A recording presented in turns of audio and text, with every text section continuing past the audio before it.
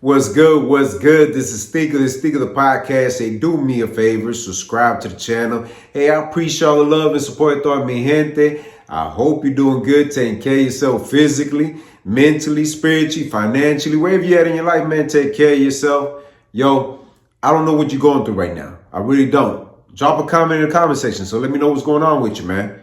I really like keeping up with everybody because I'll be honest with you, man. Not everybody that you think is doing okay, and they're just trying to say, hey, man, who can I talk to? Hey, man. I'm here to listen. The most powerful thing you could do in life is listen before you speak.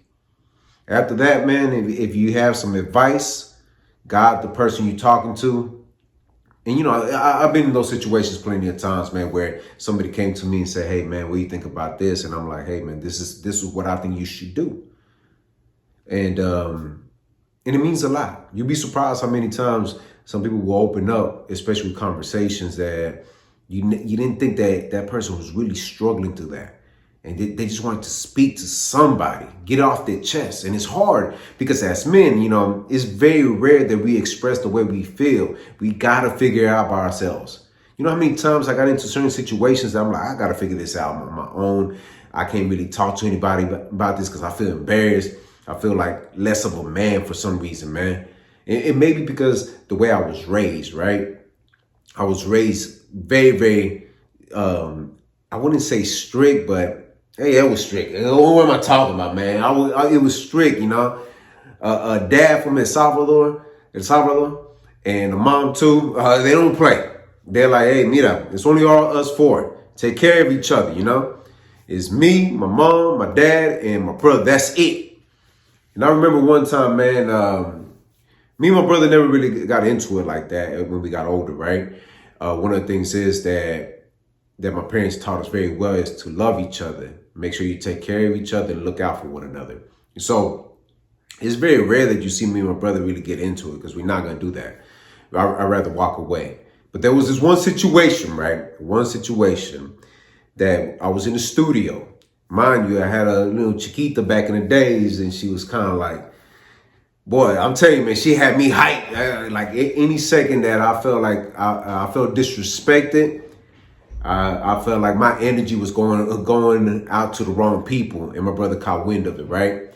So one day we're in the studio, and I'm trying to record this record, and I'm going back to back to back trying to record it. I'm not getting it, and my brother literally said, hey, man, are you going to take this serious or not? And I was like, I ain't going to lie to you. I don't know what got into me, but I popped off at the mouth. I said, say that again to me, bro. And, you know, I like that kind of energy, that kind of anger inside of me, it's hard for anybody to stop me. And low key, you know, I try to violate my brother. I didn't care that I was my brother for just a minute. I knew I was in the wrong, but I wasn't at that specific moment. I didn't own up to my mistake. And then right there, I said to myself, like, what are you doing, man? This is your brother. This is the person you grew up with. And it took a lot for me to go up to my brother and apologize as a man to a man, a younger man at that time, and say, hey, bro, I'm in the wrong, man. Like, I do apologize, bro. I love you too. I love you, bro. And I will never put no hands on you, no matter how mad I get. And mind you, this had nothing to do with him. It had to do with the fact I was dealing with some other BS. But I realized right there and then, you know, as a man, sometimes we too prideful. We sometimes don't know how to say, you know what? I'm in the wrong. I need to apologize.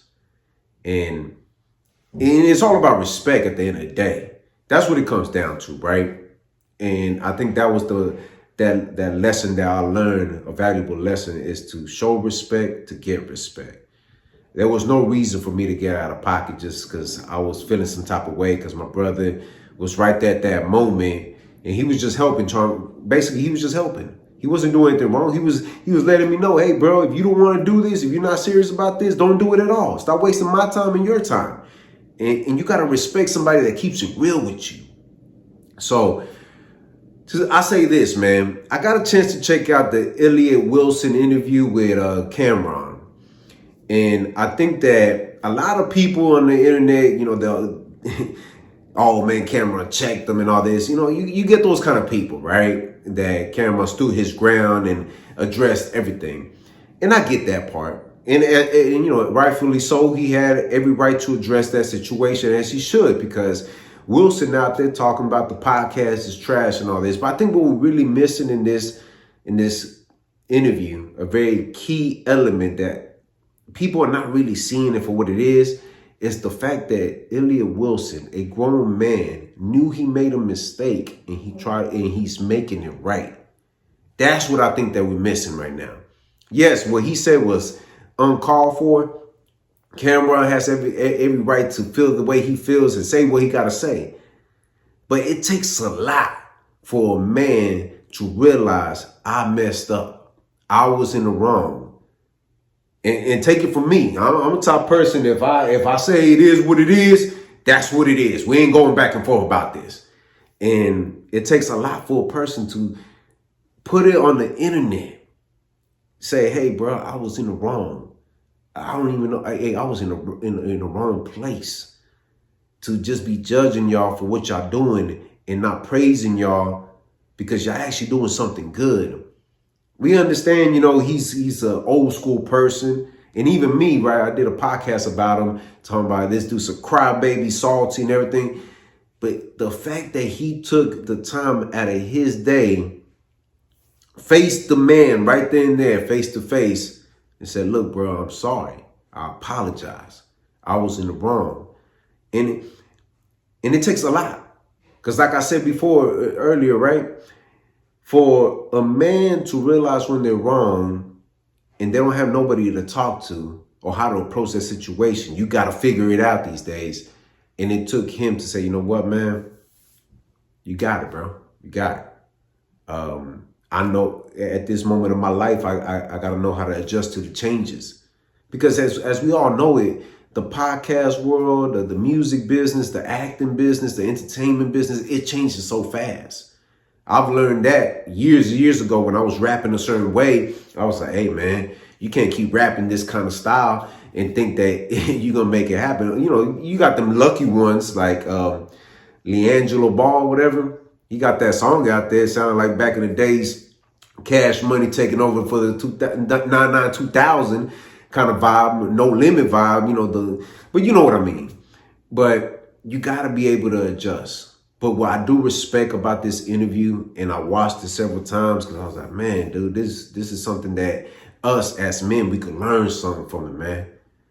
Like I said, it is hard for us to admit when we're wrong. Because at the end of the day, it's all about respect. You give respect, you get respect. And for Elliott Wilson to do that, it made me more of a fan, even though I never really paid attention to him like that. But now it makes me want to pay attention to him to see what's his next move. Because this right here shows that you grow through this. You've grown about your situation, man.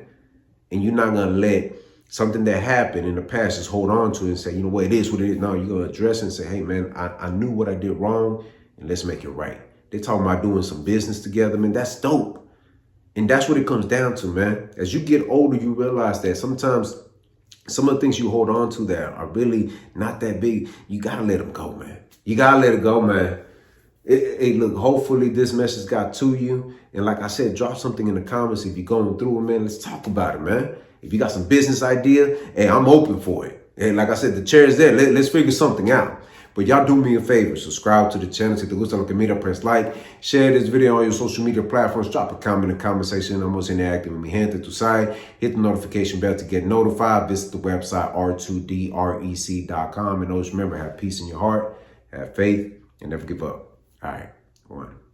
What's good? What's good? This is Stico. Hey, do me a favor, man. Somewhere on here, you get a chance to check out my other channel. I release all my music there. We have a lot of music coming out this year. Y'all definitely don't want to miss out. Do me a favor as well. Check out the website, r2drec.com. Purchase your merchandise. Let's keep this moving going. Thank you for all the love and support, and thank you for being patient with me. Hey, let's get it this year. All right, one.